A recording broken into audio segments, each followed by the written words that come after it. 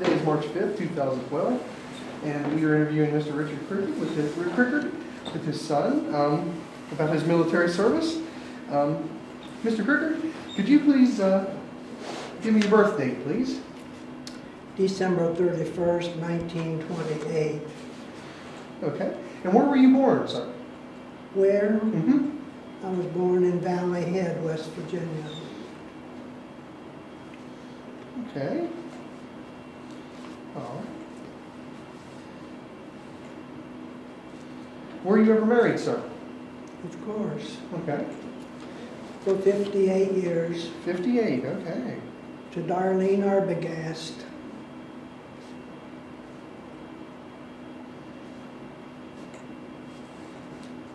And where was she from? She was from Valleyhead. Valleyhead also? Yes.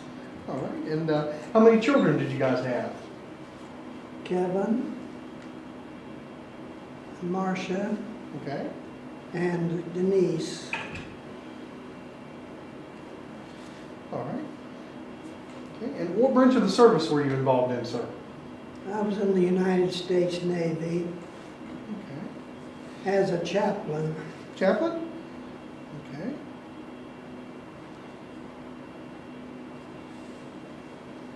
And what denomination would you consider yourself? United Methodist. Okay. All right. And when did you enter the service? In 1961. All right. And when did you leave? In 3 years in 1964. Okay. All right. Were you deployed at any time during that period? To the Mediterranean Okay. as a part of the 6th Fleet.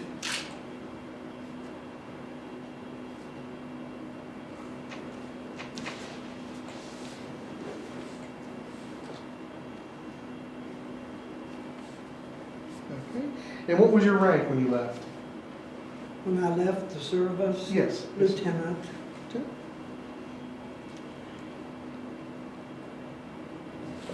Okay.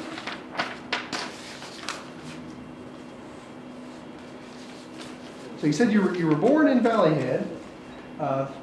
You were raised in Valleyhead too? So where your parents had a home in Valleyhead? They did have a home in Valleyhead, yes. Okay. But I was raised part of the time in Uniontown, Ohio during World War II. We went there and my parents worked for the World War II at the aircraft factory I see. Okay. near Akron, Ohio. All right. You would have been a teenager at that time. That's correct. Okay. Is there anything you'd like to describe about that time period in your life? Excuse me? Is there anything you'd like to describe about that time period? Well, I can remember I had a .22 rifle that I liked to hunt rabbits behind our home, and got to be a pretty good shot. Uh-huh. Okay. Yeah, weren't you a cheerleader too? Well, in high school, I was a cheerleader Uh-huh. at the Uniontown High School, along with 3 others, 2 girls and 2 of us fellas. That's when I learned to do the flip-flop. Uh-huh. You know, Did you do a lot of lifting? Did you lift the girls and things like that? No, not too much of that? no. Okay. All right. What did your parents do for a living other than the World War II period? What did your father do? Well, my father was worked on a state road, and he was a coal miner there near Valleyhead. Uh-huh. And my mother operated a store in Valleyhead for a number of years, and retired in 1984. My mother, Clara Crickard, she was a Hannah. Okay. Forrest and Rosa Hannah's daughter. Okay. With this local store, what type of produce and things did you sell? I mean, just general produce, gasoline and groceries and such as that. And I think maybe some shoes and Clothing. clothing and things like You that. should fry you a hamburger too every once in a while. Uh-huh. Okay. Was it family owned? Yes, my parents owned it. Uh-huh. My mother particularly worked in it. Okay, I see. All right. Did you ever have a hand in it? Did they get you in there working? Not particularly, because I was in school a lot, Mm-hmm. going to college and seminary and so on. So I didn't particularly work in the store, but I did somewhat. Mm-hmm. Okay. Where did you attend college at? I'm a graduate of Davis and Elkins College in Elkins, West Virginia, and other seminaries in New Jersey, at Boston, and in Ohio, Dayton, Ohio. I was able to earn 4 college degrees and graduated with a Doctor of Ministry degree. Okay. Would you have done all that prior to your military service? Or was it in between? Or? Kind of in between, I guess. Okay. Yes. All right.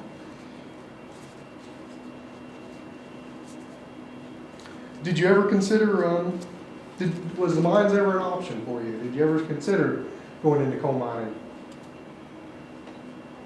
Well, not really, though I did work at, as a construction, at the Hickory Lick coal mine there near Valleyhead for some summers to make some income, Uh-huh. to go to school. Okay. See? All right. But you've always remained connected to this area, though, West Virginia. Did you ever out-migrate other than your time in the service or anything like that? Not that I can remember, other than in school, Mm-hmm. different school experiences. And after World War II, your parents came back? They did. Yeah. Came back from Uniontown, Ohio, Mm-hmm. finished building their home there at Valleyhead, and they lived there until they passed on to the good Lord. Mm-hmm. Okay. Where did you attend your basic training at? Where did I do my basic training? Mm-hmm. Well, the school for chaplains in Newport, Rhode Island, is where I was there for a while in my orientation, Mm-hmm. and from there I was sent into the military, into the service, Mm-hmm. and so forth. Okay.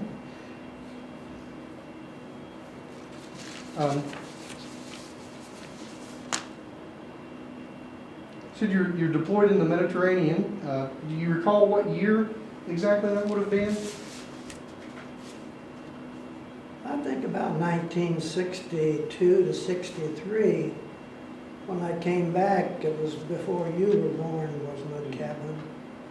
And you were born 63. 63. You spent some time in Europe. I know I've seen your coins.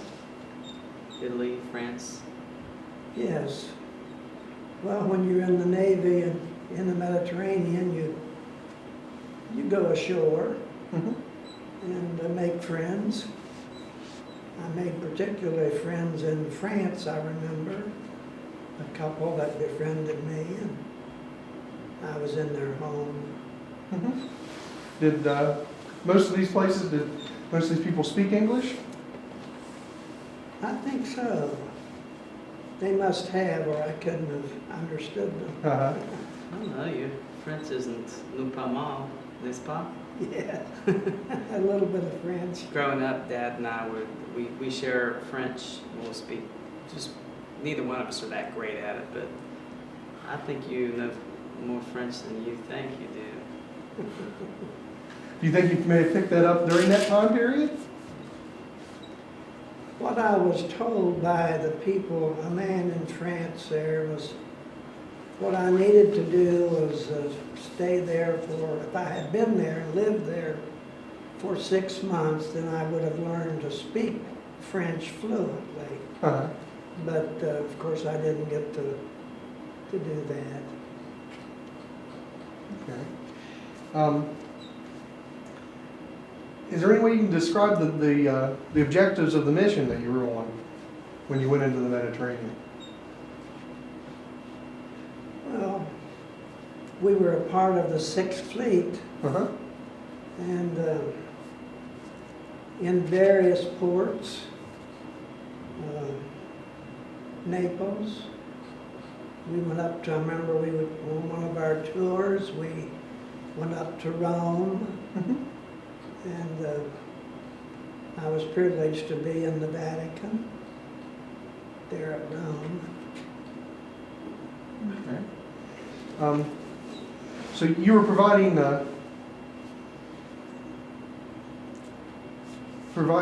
did you provide counsel or mostly just service? Like, did you have services throughout on the ship, you know, for the Navy personnel, or? I was a counselor as well as one who provided services. I remember particularly being helicoptered from one ship to another, off the tail of the ship, you know. Uh-huh. They drop a long rope with a harness, Drop the rope right? with a harness and take me up. Why did they do that? How did they do No, that? why did they do that? Why did, instead of just landing? You gave multiple services on you know, you give a service on one ship and then you go at a different time. And Yes. You'd go from one Sunday. ship to another. Oh, okay. On Sunday, he would go to different ships. Okay. Yeah. So was that scary being dropped down like that, or you just wasn't much to you really? Didn't bother you? Well, it was something you accepted, you know. Did you have a favorite place that you got to visit? Like the Vatican or Rome, or was there one place that really stands out that you liked? Of course, I think visiting the Vatican was an outstanding thing. It's very nice. Now, Dad, you also spent some time in the Caribbean, correct, during the Cuban Missile Crisis? And Yes, a part of the Caribbean and the Cuban Missile Crisis. That was more my, what would you call that? The crisis time. crisis. Yeah, that was you were actually, your whole fleet or your whole group of ships was a part of that entire blockade, correct? Yes. Around Cuba?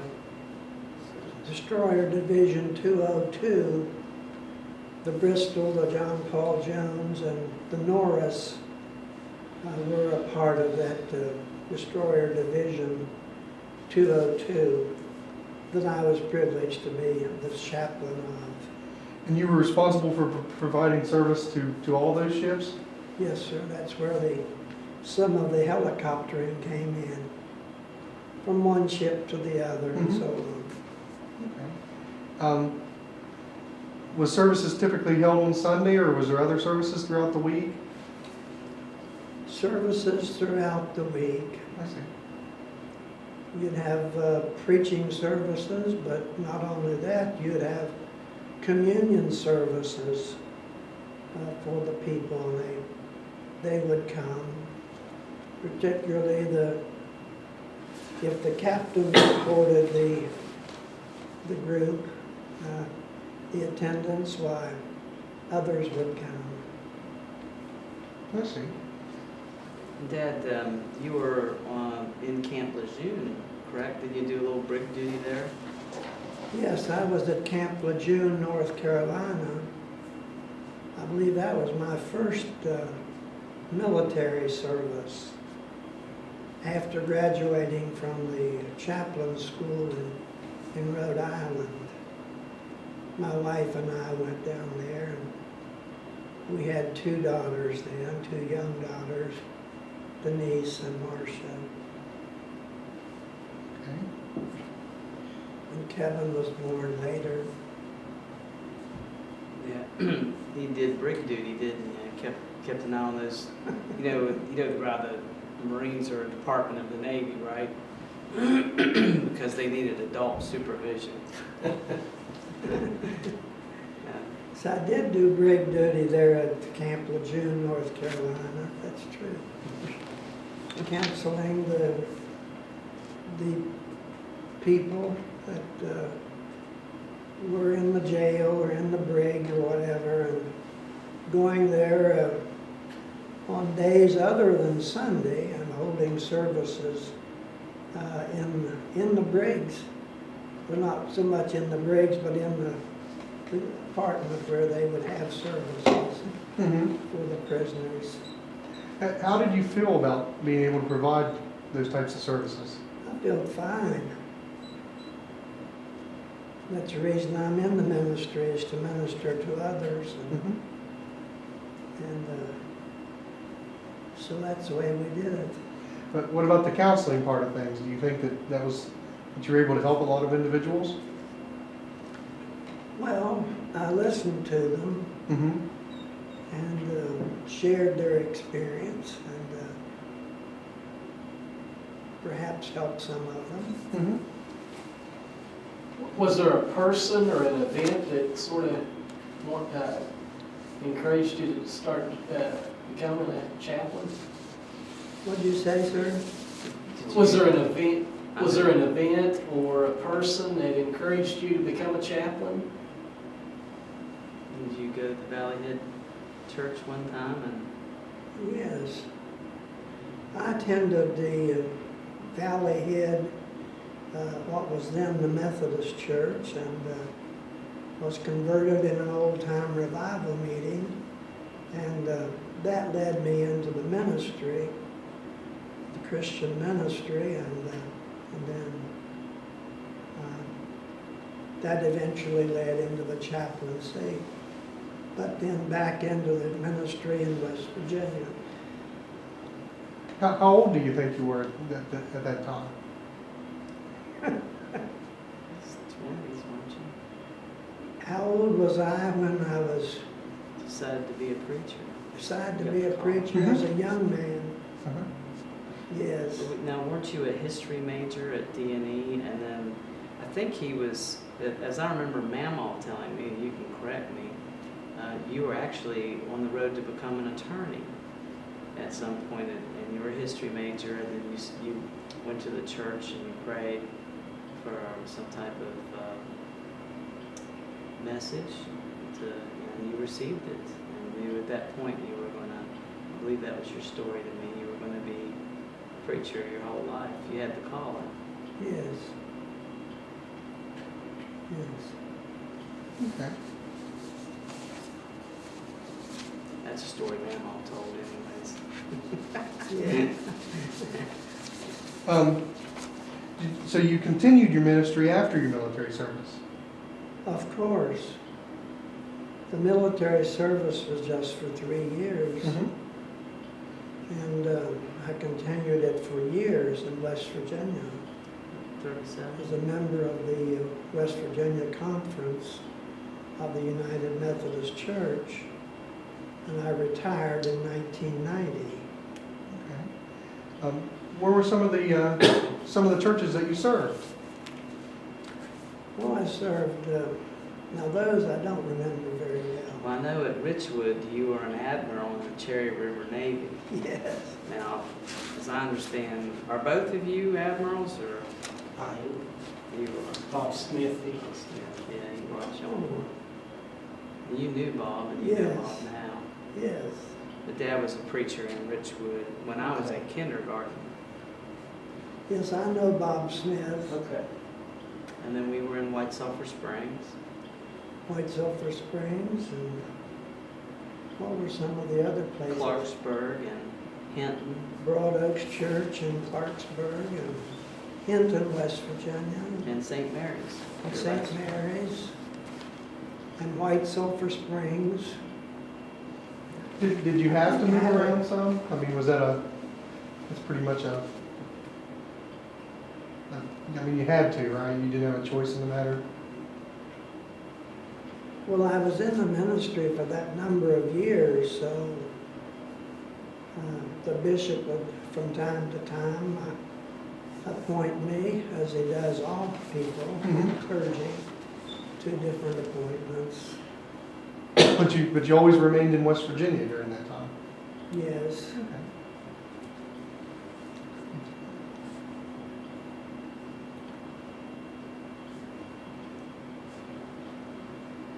During your time in the military, did you, any time overseas or even during your downtime, did you witness any differences between how women were treated? I don't know about that. Okay. Mark may have already mentioned this, but is there any instances you recall of serving with any other West Virginians? In the military? Yes. No. No. Okay. Of course, other West Virginians in the United Methodist Conference, of course. Mm-hmm. Okay.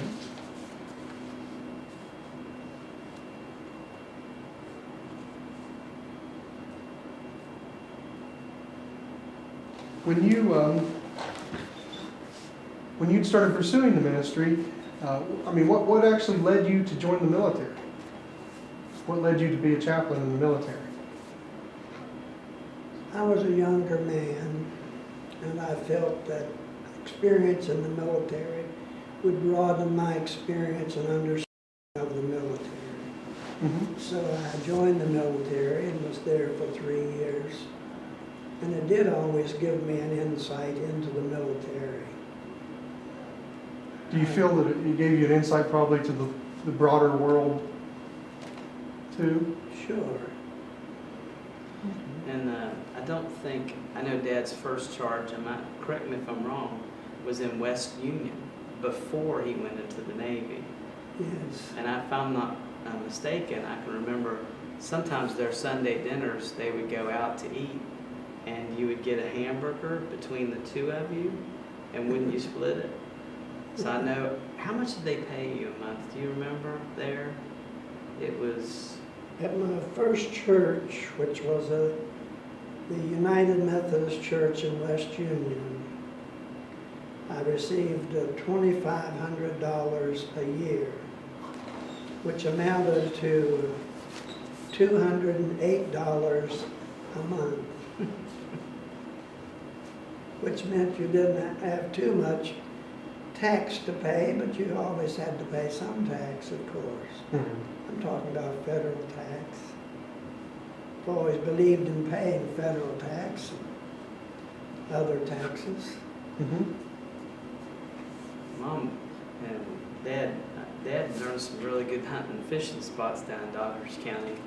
And as I understand, it was a fairly good staple, wasn't it? Squirrel meat and different stuff. Mom was a pretty good shot too, wasn't she? There were some nice ridges near West Union, West Virginia, where Darlene and I would go squirrel hunting. And we had a Mr. Smith who lived a couple doors down from us in West Union, who liked the brains of the squirrels. Uh-huh. So we would share those with him. But yes, we enjoyed squirrel hunting in West Union, and also fishing in Middle Island Creek there. What would you consider a good day out? How many squirrels?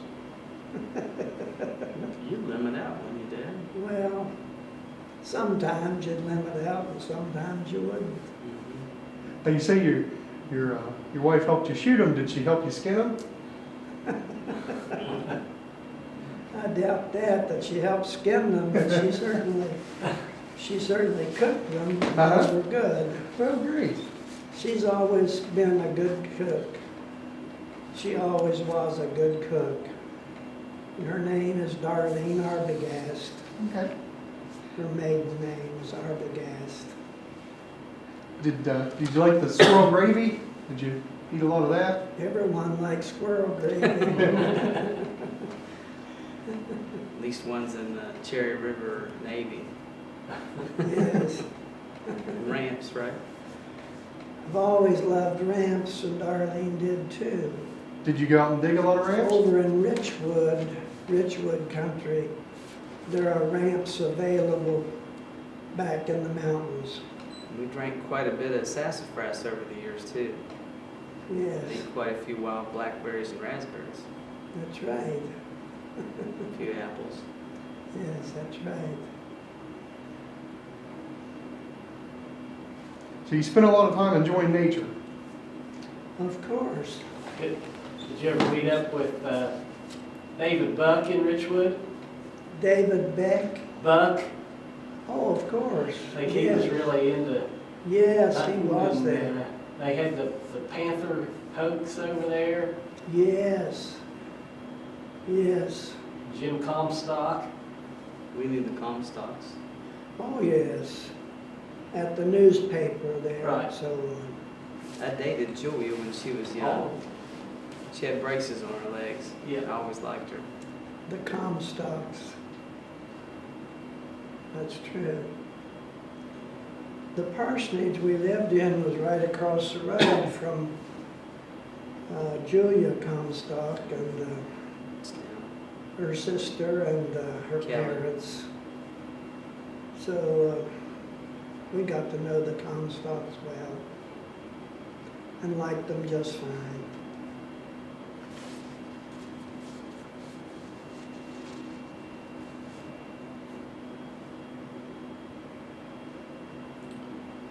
Looking back on everything, is there anything you think you would do differently?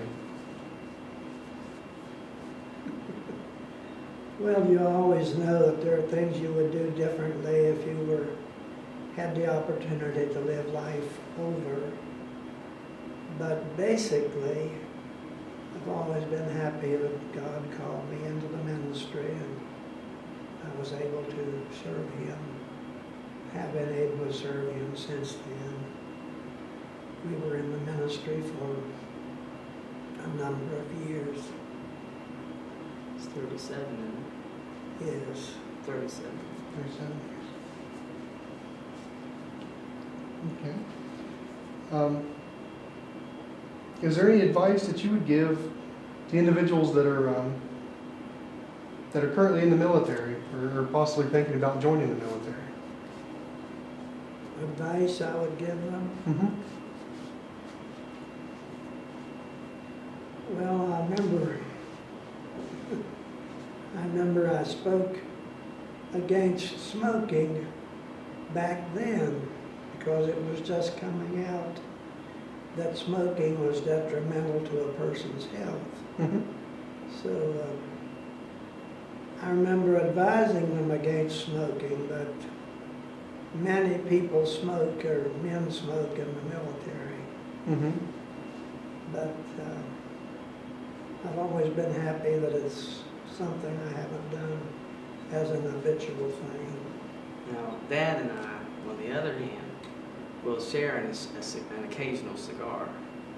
And we did it to keep the mosquitoes off us when we was fishing.